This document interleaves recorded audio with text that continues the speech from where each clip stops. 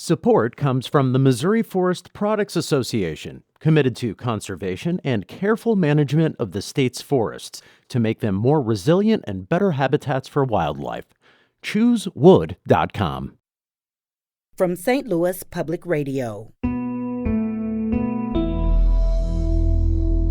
This is St. Louis on the Air.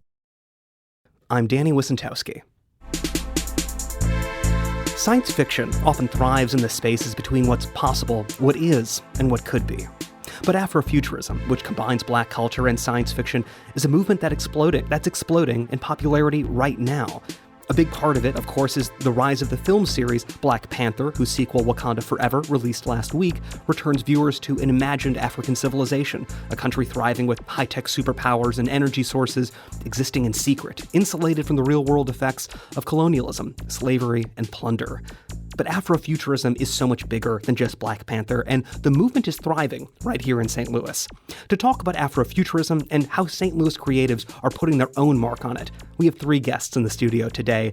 David Kirkman is a St. Louis filmmaker, and his debut film is an Afrofuturist epic, Underneath Children of the Sun. David, welcome to the show. Thank you so much for having me. And also with us is Reynaldo Anderson, Associate Professor of Africology and African American Studies at Temple University. He's also the Executive Director and co-founder of the Black Speculative Arts Movement. Professor Anderson, thank you so much for being here. Thank you for the invitation. And finally, rounding out our panel is Dacia Polk. She is a multi-disciplinary artist and the Midwest Field Coordinator for the Black Speculative Arts Movement. Dacia, it's great to have you here. It's wonderful to be here. So to start this conversation, I'd love to just hear your thoughts on what Afrofuturism is. What does that term mean to you? And Professor Anderson, I'd love if you'd start us off. Okay, a real straightforward description of it is, it's how people of African descent locate themselves in space and time with agency. And it emerges out of a speculative tradition that is distinct from European science fiction, whereas European science fiction emerges during the Victorian era, during a crisis in the British Empire with a lot of the writers living around London.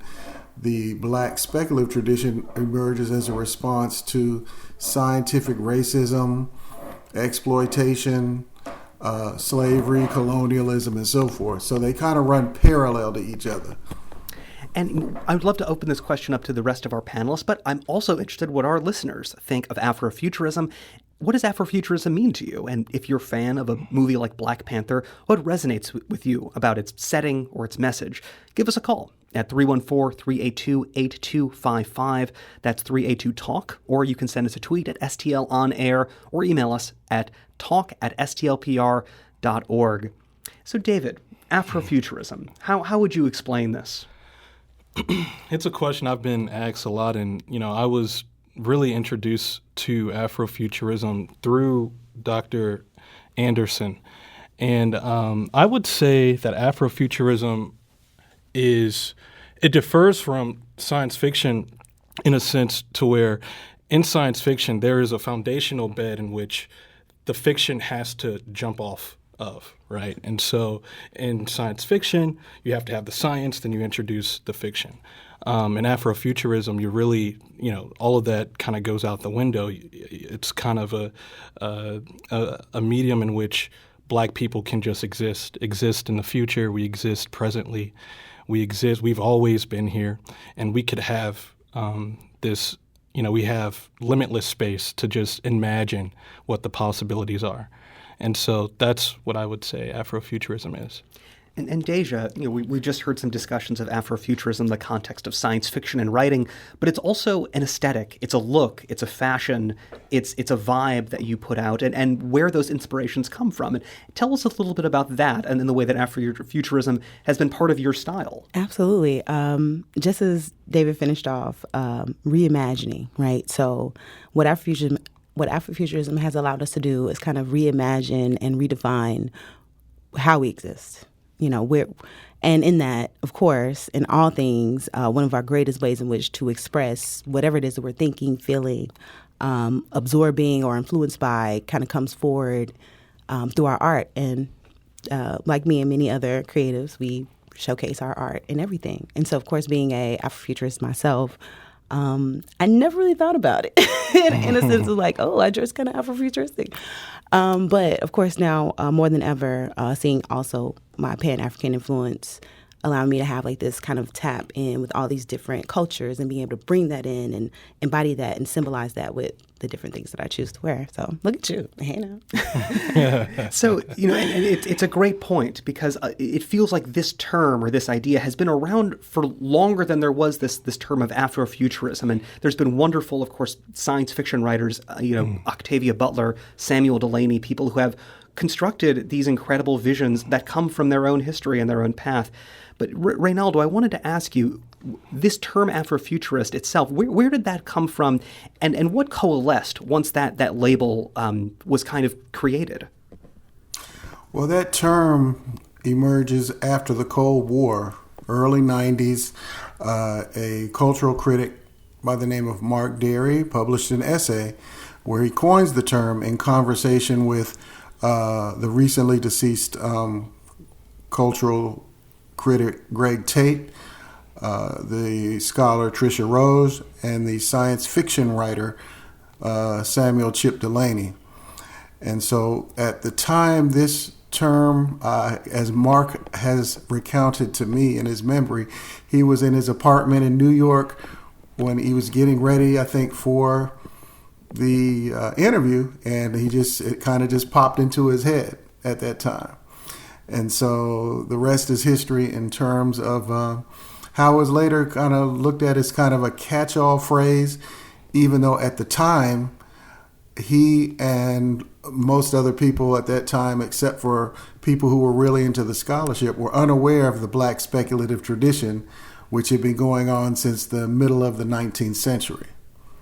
And, David, I wanted to ask you about, I think when people think of Afrofuturism, I think they do often think of the 2018 film Black Panther, which just had its sequel. But, that film is part of the Marvel superhero universe. But so much what it seems to me that struck people is seeing that image of Wakanda, seeing this kind of notion of a Black civilization that rises independently and isn't in conversation with the big Western powers or colonialism. What did you see in that movie? And is that a vision of Afrofuturism that feels like that's blossoming now? No, absolutely. I mean, what I saw in that film was really a celebration of Blackness on the highest imaginable levels possible in mainstream media.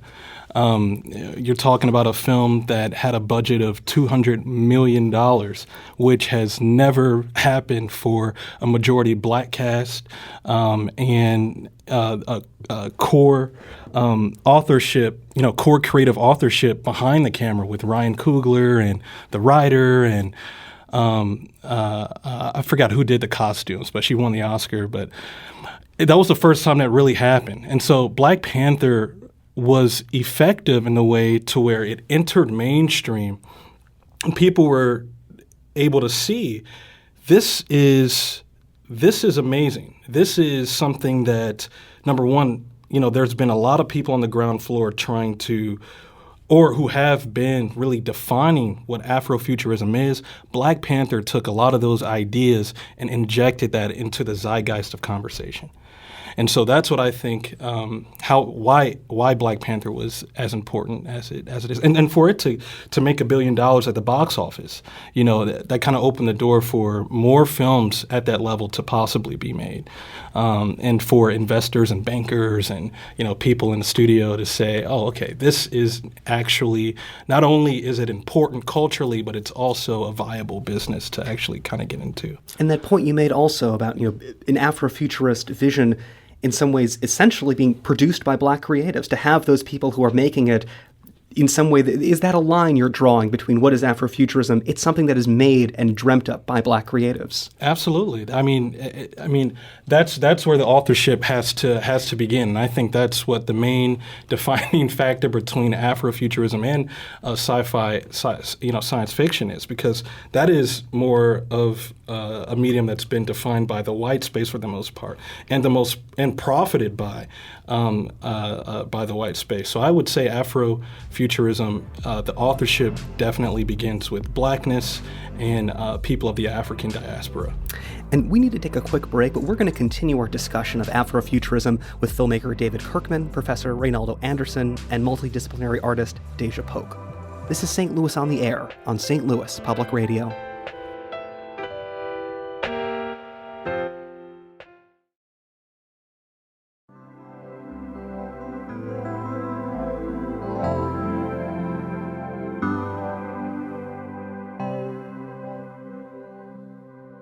Welcome back.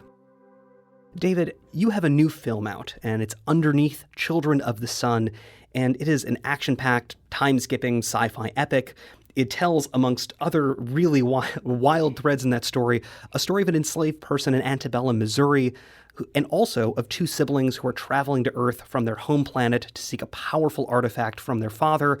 Let's listen to a scene from that movie. I was there when your father first activated his power. Well, we should be doing the same thing. We're missing another piece, a crystal inky force to manipulate its power at will. Otherwise, it would sporadically activate. When the crystal and the pyramid are energized together, it forms infinite possibilities, power, answers, access to another plane of existence. Where is the crystal? We believe it's back on Earth. Well, I will retrieve it. Wait, we should not be returning to Earth under any circumstances. Why not? Our present debut in there would only ruin the balance of the cosmos.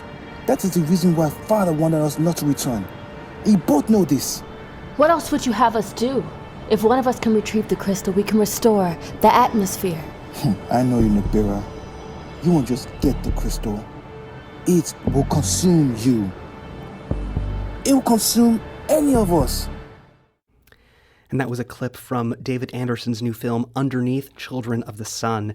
And David, that scene, it features, I think, something that I think we're familiar with a lot of superhero Marvel movies. They've identified the powerful object that will either save or destroy their civilization that is facing a climate crisis, and there's a conflict between these two siblings. Who will have that power and who will be that savior? Tell us a bit about the making of this film and where Afrofuturism comes to play in such a visually distinct medium that you created here. So firstly, it's so funny. I think, me and Dr. Anderson have, fused into one person. it was, Dr. Anderson, and then there's, David Kirkman. But, I think, how this film really came about was really just the desire to see us in these imaginative spaces without any limits. And so I'm a huge, Star Wars fan. I'm a huge, science fiction fan and things of that nature. But I think once we get into, filmmaking and, you don't really see, we're kind of really defined into one type of role or, one type of stories we can actually tell. And so it kind of came about that way. And over time, as I, began to learn more about the possibilities of Afrofuturism, I began to incorporate some of those elements into our film. Now, Afrofuturism also has a lot of Black historical elements, right? So I looked deep into Sumerian mythology. I looked deep into Ethiopian history. I looked deep into Kemetic history and decided to incorporate some of those things in the movie. And that kind of began to take shape that way. This was about 4 to 5 years ago, though. And David, I'm curious, watching this movie, and I really, recommend it for, the scenes you construct and the visuals and these incredible vistas. They brought to mind a lot of these classic science fiction covers where you get this incredible scene of a future city, and maybe you have a character, hanging out, sitting on a ledge, miles above the ground. You don't always know why they're there. You don't always know all the answers of what's motivating them, but you have a sense that you have a glimpse inside of a world and inside of something being imagined. Right. What was the approach to, I think, really spreading some creative wings and kind of not always giving the viewer all of the answers? Right. I think stories that have to be wrapped up in a nice kind of bow tie, those are perfectly fine. But with the story that we wanted to tell, that I wanted to tell, it kind of stemmed from a place where I wanted you to really think about the meaning. I wanted you to think about the layers, and it kind of goes back to the title of the film, Underneath Children of the Sun. And where does Children of the Sun really come from? That's a term that Black people from Kemet or Egypt were called the people of the Children of the Sun. And so I didn't necessarily want every single thing to be as just laid out for you so that you could just be like, okay, I totally got it. But I wanted you to buy into the premise. I wanted you to feel it on an emotional level and begin to just think about what was being said and what ideas were actually being proposed to the viewer. So. And Reynaldo, I wanted to ask, you brought up a point before our break about that there's a difference between Afrofuturism and science fiction. And it feels like that question or that tension is in this film as well. Is this an Afrofuturist film with science fiction tropes? Is it a science fiction movie that becomes an Afrofuturist epic as this prism, this actual literal, a triangle pyramid drops into the plot and sends us all on this journey? Unwrap that distinction for us. Where did the science fiction begin, and where does Afrofuturism begin? Well, for me, Afrofuturism begins from a certain geography of reason. And by I mean geography of reason, the story starts in Kemet with the storyline. Then it moves into the future, and then it moves into the past, again, looking at the antebellum period there in Missouri. And one thing I appreciate about David's work in this, when we're talking Afrofuturism, we're talking about how the past, present, and future can exist together simultaneously, and how he uses the different timelines to weave that story together. And so when I see Underneath, I think of the local Missouri history of the great anti-slavery leader, Father Dixon, I believe his name was, who lived in West County. And I think of the African-American pioneer of Black speculative thought, Martin Delaney, who writes this series on the eve of the Civil War called Hut, which talks about the need for enslaved Africans to get their own nation together. And that story was really in opposition to the book Uncle Tom's Cabin. Mm-hmm. And so that's kind of where you see that tension exists, whereas for Afrofuturism, you're talking about African agency. And where in European or Western science fiction, when you have Black people in it, they're kind of like accessories in the story, but their agency is not central to the story. We're discussing the rise of Afrofuturism and the movement with three St. Louis-connected creatives: filmmaker David Kirkman, Professor Reynaldo Anderson, and multidisciplinary artist Dacia Polk. Dacia, I wanted to ask you about this recent event in August. As part of the Black Speculative Arts movement, you presented a Black Futures Festival as a combination of live and virtual events, and you took so many different looks at Afrofuturism. Tell us about that event and what stood out to you about the community engaging in so many ways on this subject. So first and foremost, I like to thank the brain of Dr. Reynaldo Anderson, who continues to be one of the forerunners within this conversation. It is through his amazing connections that we even have what is called the Black Speculative Arts Movement as it stands today. And one thing that I thought when we first started to engage the community with the concept of Afrofuturism, or just even thinking outside the box in those terms, we had no idea, what we had in our hands, but we knew that it was something special. And when we did the partnership with Carnegie Hall at the top of the year, it was just a brilliant strategy to kind of take this thing that's kind of a mouthful to say, Black Speculative Arts Movement, and redefine it as something a little bit more digestible. And henceforth, the Black Futures Festival was born. So it was our ability to take what we had already been doing as the Black Speculative Arts Movement, hosting festivals throughout the year, all over the world. And we were able to rebrand it in a way where people were like, oh, whoa, what is this? So I honestly feel like this year, the event that we did in August, we received so much more attention and energy than we had ever received before. But we had kind of been building up this momentum up to this point, to be honest. with all the stuff that we've been doing, even outside the city of St. Louis.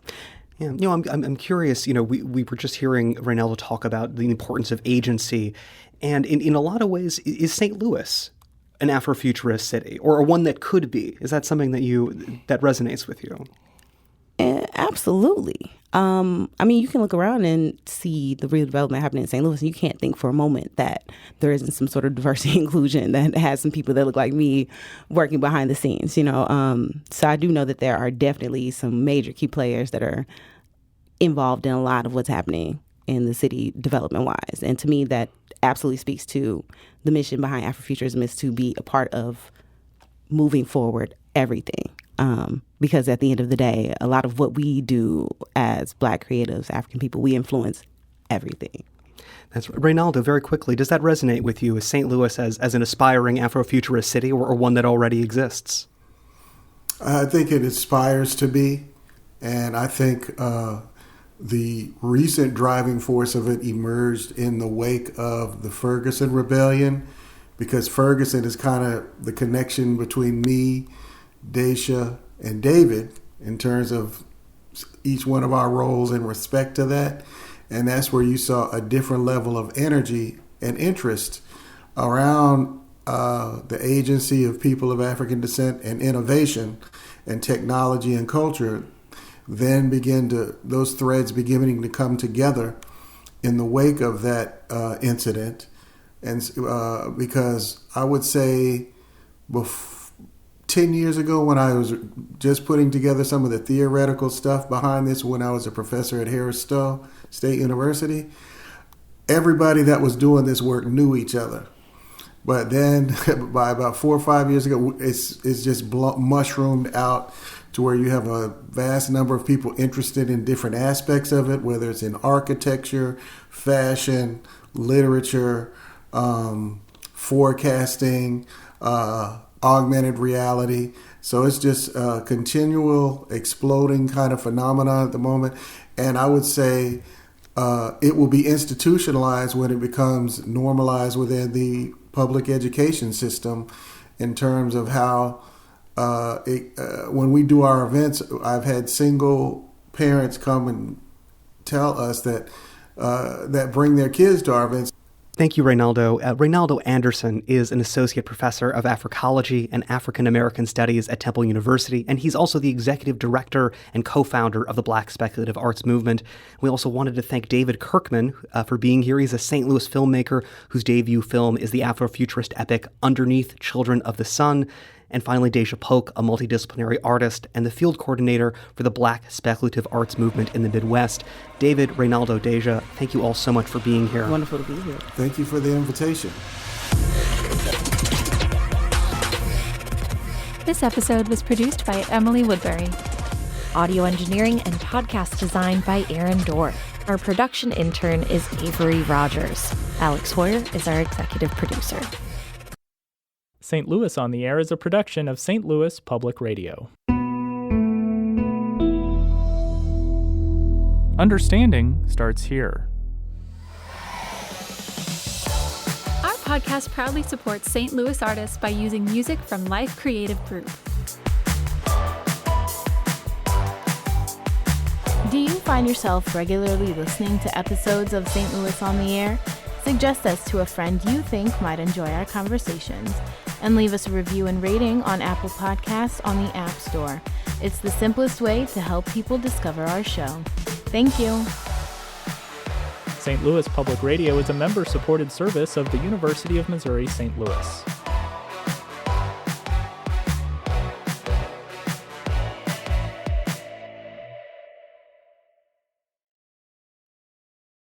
Support comes from the Missouri Forest Products Association, committed to conservation and careful management of the state's forests to make them more resilient and better habitats for wildlife. ChooseWood.com.